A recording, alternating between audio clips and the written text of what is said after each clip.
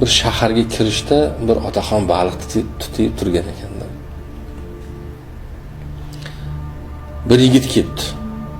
Otaxon, men musofirman debdi. Xush kelibsan bolam. Bu shahar qanaqa shahar? Men shu yerga ko'chib kelmoqchi edim, shunga kelyotgandim, uzoq safardan kelyapman debdi. Boyagi baliqchi otaxon, qayerdan kelyapsan? Oldin yashagan shahring qanaqa edi? Nega u yerdan kelib ketding desa, u yer yaxshi joylar emas edi. Odamlar bir-biriga ziyon yetkazgan, yomonlik qilgan, birovning pulini olib bermagan, biri ikkinchisini aldagan, uchinchisi to'rtinchisiga xiyonat qilgan deb yomon sifatlarni sanab ketibdi. Keyin otaxon aytibdi, "Ey bolam" debdi. "Bu shahar ham xuddi shunaqa" debdi. "Bu yerda ham odamlar odamlarni aldaydi. Bu yerda ham odamlar odamlarga xiyonat qiladi. Sen kelayotgan shahar qanday bo'lsa, bu yer ham xuddi shunday" debdi. Boyagi musofir "Ey" deb kallasini changallab ichkariga kirib ketibdi shaharga. Birozdan keyin yana bir odam o'sha ko'prik boshiga kelibdi. U ham baliqchi choldan xuddi shu savol bilan so'rabdi. Ki bu shaharda qanaqa odamlar yashaydi? Yana otaxon undan so'rabdi. Sen kelayotgan shaharda qanaqa odamlar yashardi? Yaxshi odamlar yashardi. Do'stlarim ko'p edi, qadrdonlarim ko'p edi. Yaxshi ko'rgan odamlarim bor edi. Lekin taqdir taqozosi bilan men bu yoqqa kelib qoldim. Men o'sha kelayotganim, katta bo'lganim, ulg'ayganim shahardan hech yomonlik ko'rgan emasman. Lekin endi inson hayoti har xil sinovlardan iborat. Bu shaharga kelyapman, bu odamlar qanaqa ekan deb o'ylayapman debdi. Keyin otaxon aytibdiki, bu shaharda ham odamlari o'sha sen tug'ilib katta bo'lgan shaharda odamlar bilan bir xil.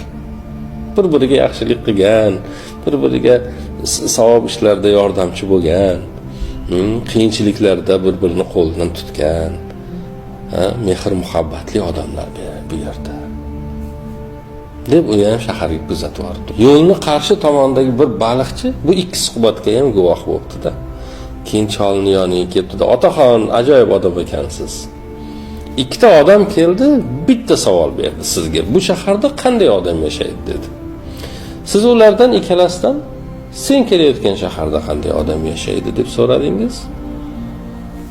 Bittasiga bu yerda yomon odamlar yashaydi deb shaharga kirgizdingiz, ikkinchisiga bu yerda yaxshi odamlar yashaydi deb kirgizdingiz. Buni hikmatini tushunmadim deganda otaxon aytgan ekanlar. Birinchisidan so'rganimda u aytdiki, men tug'ilgan shaharda yaxshi odamlar yo'q edi. Fisq, fasod, yolg'on, xiyonat urchib ketgandi dedi. Odam qanday bo'lsa, atrofiga shunday odamlar jam bo'ladi. U bu shaharga kelib ham o'ziga o'xshagan, o'shanaqa xiyonat qiladigan, o'shanaqa bir-birini aldab ketadiganlarni topib oladi. O'shaning uchun aytdim, bu shahar ham xuddi sen kelayotgan shaharda. Ikkinchisi aytdi, men yaxshi odamlarning ichida edim. Yaxshi bir shahar edi. U o'zi yaxshi bo'lgani uchun atrofida unday odamlar bor edi. U bu shaharga keldi, u bu yerda ham o'ziga o'xshagan yaxshi odamlarni darrov topib oladi. Men o'shaning uchun aytdim, unisiga bu shahar yomon, sen kelayotgan shaharda, ikkinchisiga bu shahar yaxshi, o'sha xuddi sen katta bo'lgan shaharda. Ya'ni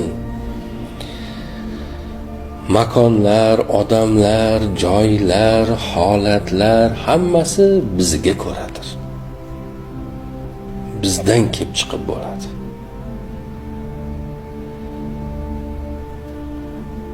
Ichida bir xayr, bir to'g'rilik bor odam xayrsiz va noto'g'ri bir joyda bir kun o'tira olmaydi. Bir yo'lni topib ketadi. Bir to'g'ri odam noto'g'ri ishlarda ichida qola olmaydi. Bir pok nopoklarda oldida tura olmaydi. Xuddiki nopok poklarda ichida tura olmaganda. Tushundingizmi?